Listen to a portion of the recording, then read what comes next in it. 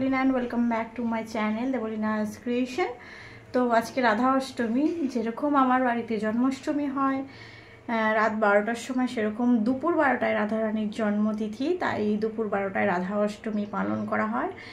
তো যতটা পারবো শেয়ার করবো, অতটা সেরকম পারবো না শেয়ার করতে। কাজকর্ম মানে পুজোর কাজকর্ম তো করতে হবে। মা বানাচ্ছে সব ভোগের জিনিস, মা বানিয়ে আবার মার কাকির বাড়িতে নেমন্তন্ন আছে, সেখানে অবশ্যই যেতে হবে, না গেলে নয়। তাই মা ভোগের জিনিস বানিয়ে তারপরে যাবে। তো চলো দেখতে থাকো আর সঙ্গে থাকো।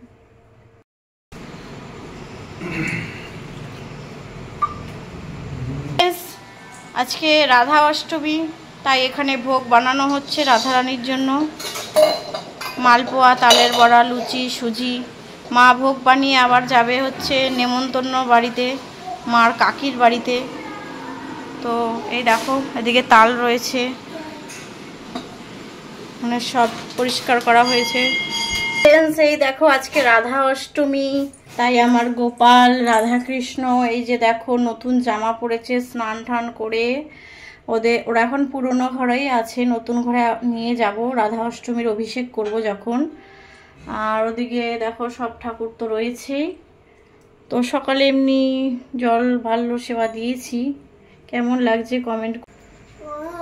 এই যে এটা তালের বড়া হবে, এটা মালপোয়া, ওদিকে লুচির ইসে ঢাকা, আর ওদিকে সুজি হয়ে গেছে।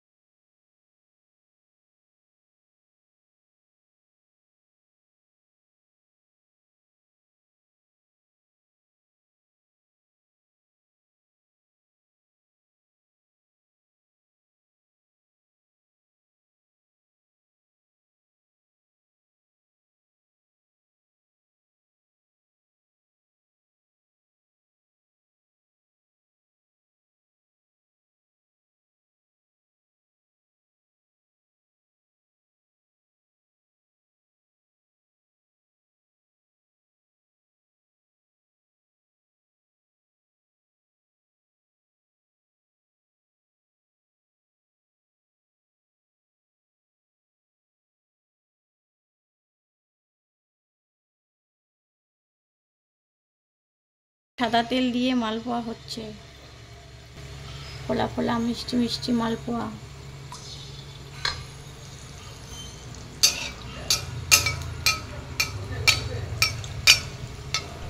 এদিকে দেখো মালপোয়াগুলো কতটা ফুলছে, দেখতেই পাচ্ছ। এই একটা কারণেই সাদা তেল দিয়ে বেশি করে তেল দিয়েছে, যার জন্য ফুলেছে। আর ময়দা, সুজি, চিনি আর দুধ দিয়েছে, তার জন্য টেস্ট হয়েছে। তো আমি মার কাছ থেকে এইসব শিখেছি, মালপোয়া বানানো, তালের বড়া বানানো। যদিও মাই বানাচ্ছে এখন, তাও আমি পারবো, কারণ আমি মাপ আন্দাজ সবই মার কাছে দেখে নিয়েছি। তো যাই হোক, এখন দেখো মা অনেক কটা তো তালের ব্যাটার মাখা হয়েছে, অনেক তালের বড়া হবে দেখবে। তো সব কটা একে একে করে কড়াইতে দিচ্ছে। আর তালের বড়াগুলো যে কি খেতে ভালো হয়েছিল তোমাদেরকে কি বলবো, ভীষণ মিষ্টি ছিল, বেশি করে যেহেতু চিনি দিয়েছিল, আর গরুর দুধের আর ময়দা সুজি, এর জন্যই তালের বড়া ভালো হয়েছে। তালের বড়াগুলো এত তেল দিয়ে ভাজছে, যার জন্য তালের বড়াগুলো ফুলছে। তোমাদেরকে বলেছিলাম না একদিন, তালের বড়া যখন জন্মাষ্টমীতে বানিয়েছিল যে কি ফুলে মার তালের বড়া, এই দেখিয়ে দিলাম, পুরো গোল হয়েছে আর ফুলুরির মতো ফুলছে। সবসময় আমি দেখেছি মার মালপোয়াও ফুলে, তালের বড়াও ফুলে।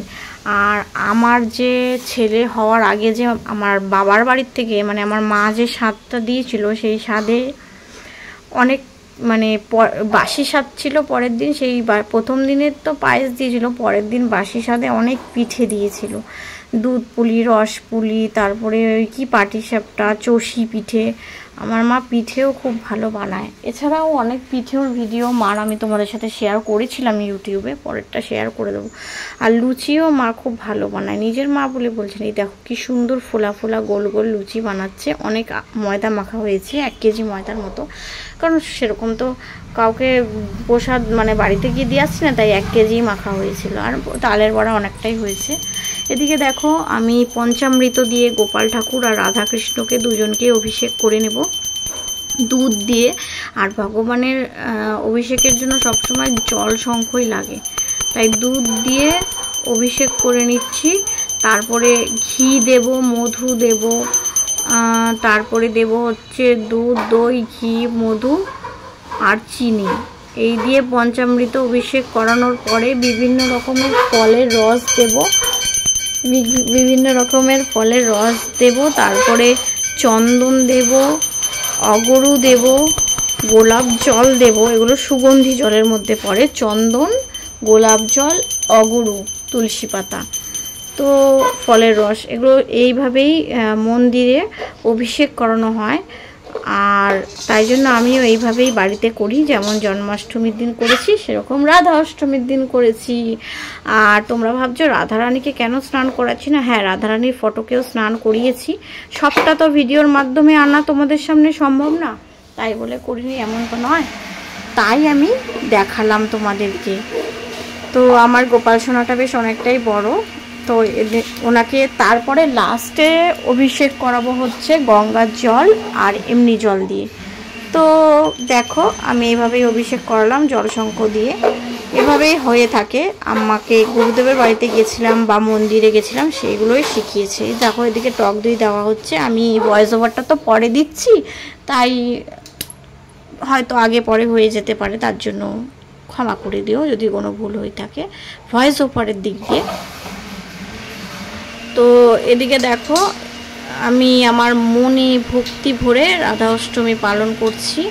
ছোট বাচ্চা ছেলে নিয়ে পালন করা খুব কষ্টকর, কারণ আমার বাচ্চাটা না খুব মানে কি বলবো যন্ত্রণা করে একটু, তো কি করা যাবে, মা আছে বলে ভোগের রান্না সব করে দিচ্ছে, যেমন জন্মাষ্টমীতেও তেমন রাধা অষ্টমীতেও। আর মা তো আমার ছেলেকে রাখে, তাই জন্য আমি পারি, তার মধ্যে ভোগের রান্নাও করে দিয়েছে, বাড়ির রান্নাও করেছে, বাড়ির রান্না করে দিয়েই কিন্তু গেছে আমার মা অনুষ্ঠান বাড়িতে, আর ঠাকুরের রান্নাও। তো আমার রাধা অষ্টমীর ব্লগটা কেমন লাগলো কমেন্ট করে অবশ্যই জানাতে কিন্তু ভুলবে না বন্ধুরা। আর আমার কৃষু পাপাও মন দিয়ে পুজোর জিনিস দেখে, জানো না, ও এত ঠাকুর ভক্ত হয়েছে না ছোটোর থেকেই, রাধা কৃষ্ণ গোপু খুব ভালোবাসে এদের। আর আমাদের বাড়িতে শিব মন্দির আছে, সেই শিব মন্দিরেও পুজো দিতে যায় আমার বাবার সাথে আমার মার সাথে, বাড়ির মন্দির আর কি। তো আমি দেখো এদিকে গোলাপ জল দিলাম, অগরু দিলাম, গঙ্গার জল দিলাম, চন্দন দিলাম, তুলসী পাতা দিলাম। আর এগুলো দেওয়ার পরে লাস্টে করব ফুল দিয়ে স্নান করাবো, সেটা ফুল অভিষেক বলে, পুষ্প অভিষেক। সেই পুষ্প অভিষেক দিয়ে ভগবানের অভিষেকটা কমপ্লিট করলাম। তো দুপুর 12টার মধ্যে রাধা অষ্টমী হয় আর জন্মাষ্টমী হয় রাত 12টায়, সব কিছুর তো একটা টাইম আছে বন্ধুরা, তাই জন্য আমি এভাবেই পালন করার চেষ্টা করে থাকি। আর এদিকে দেখো বিভিন্ন রকম ফলের রস দিয়েছি, গাছের লেবু টেবু সবই দিয়েছি। আর কি তোমাদের বলবো, জন্মাষ্টমীর ব্লগটা প্লিজ তোমরা দেখে নিও। আর তারপরে দেখো বড় পেতলের গামলার 1 গামলা জল হয়ে যায় স্নান করাতে করাতে, বিভিন্ন রকম জিনিস দিয়ে করাই না, নালে তো অভিষেকটা সম্পূর্ণ হয় না। মনে ভক্তি দিয়ে দেখো এখন পুষ্প অভিষেক করছি।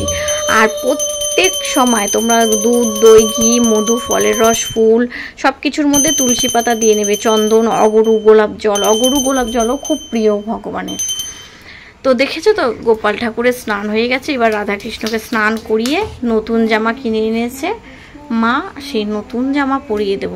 তার আগে প্রদীপ দিয়ে একটু আরতি করে নিতে হয় স্নানের পরে, প্রদীপ দিয়ে ধূপকাঠি দিয়ে একটু আরতি করে তারপরে গা মোছাতে হয়।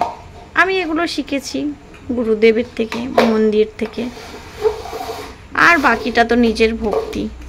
তারপরে দেখো এই সব জিনিস না মা বাজারে যায় আর গোপালের জন্য কিনে আনে। দেখো রুমালও কিনে এনেছে, গা মোছার রুমাল।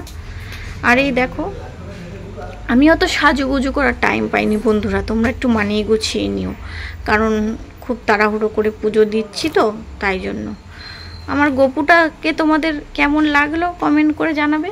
যেমন আমার ছেলে আমার গপু, তেমন আমার গোপালও আমার গপু। আর জানো তোমরা আগের বছর কার্তিক পুজো আমার বাবার বাড়িতেই হয়েছিল, বাবা দিয়েছিল, সেই কার্তিক পুজোর ব্লগ তোমরা দেখতে পারো। এবার তো আবার আসছে কার্তিক পুজো, কার্তিকও আমার একটা ছেলে, সেই কার্তিক পুজো তোমাদেরকে শেয়ার করব। আর দেখো কি সুন্দর নতুন জামা পরেছে, গরম তো তাই মা সুতির জামাই কিনে এনেছে। আর গলার হারটা দেখো কি সুন্দর লাগছে না, মা কিনে এনেছে গলার হার, কানের, হাতের চুড়ি দেখো কি সুন্দর, সব মুক্ত সাজিয়েছে আজকে। ওর রূপার চেন আছে কিন্তু সব সময় পরাই তো, তাই আজকে পরালাম না। তাই দেখো প্রথমে পাগড়ি পরিয়েছিলাম, তারপরে দেখো মুকুট পরিয়েছি। আর ময়ূরের পালক দেখো কি সুন্দর করে দিয়েছি। উনি আবার একটা ময়ূরের পালক নেবে, দুটো না। আর মা দেখো বাড়ির থেকে রেখেছে জলপদ্ম, জলপদ্ম বাড়ির থেকে রেখেছে, আর রেখেছে 4খানা ফুলের মালা। সেই 4খানা ফুলের মালার মধ্যে ছিল রজনীগন্ধা, 2খানা শিব মন্দিরের জন্য কিনেছে, আর 2টো আমার গোপাল আর রাধাকৃষ্ণর জন্য, আর একটা পদ্ম ফুল কিনেছে। কারণ রাধারানীর খুব প্রিয় হচ্ছে জলপদ্ম, রাধারানীর খুব প্রিয় জলপদ্ম, তাই হচ্ছে জলপদ্ম দিয়ে যায়। এখানে সব ভোগ দেখো সাজানো হয়ে গেছে, তালের বড়া, মালপোয়া, লুচি, সুজি, বিভিন্ন রকমের ফল আর রসগোল্লা। এইটুখানি আয়োজন হয়েছিল, অনেক জিনিস বানিয়েছে।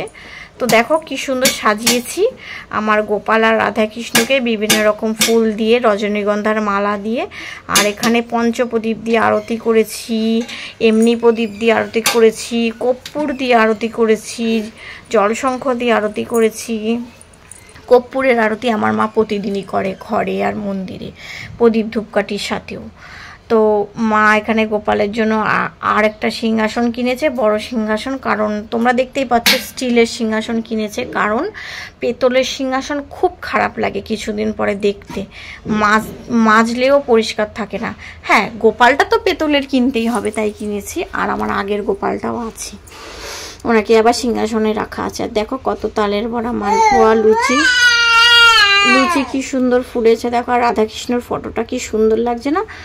হ্যাঁ, আমার রাধাকৃষ্ণ পেতলের নেই, পরে মা হয়তো কিনে দেবে পেতলের, আমার একটু বয়স হলে। এখন শুধু গোপালই আছে পেতলের, কারণ ফটো তো আছেই রাধাকৃষ্ণর, পেতলের হোক বা ফটোই হোক, রাধাকৃষ্ণ তো রাধাকৃষ্ণের। দেখো এখানে সব প্রসাদ নামিয়ে ঘরের ডাইনিং টেবিলে রাখা হয়েছে, অনেক তালের বড়া আছে ভেতরে, মালপোয়াও আছে অনেক, লুচি, সুজি, ফল আর রসগোল্লা।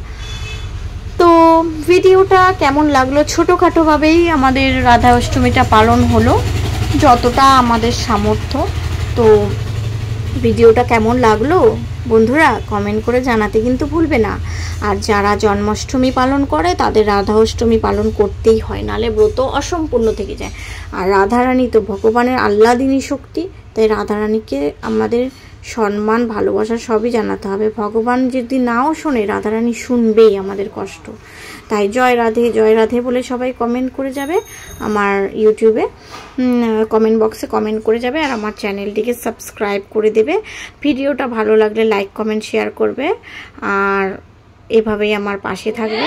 আর তোমরাও প্লিজ রাধা অষ্টমী পালন করো ভালো।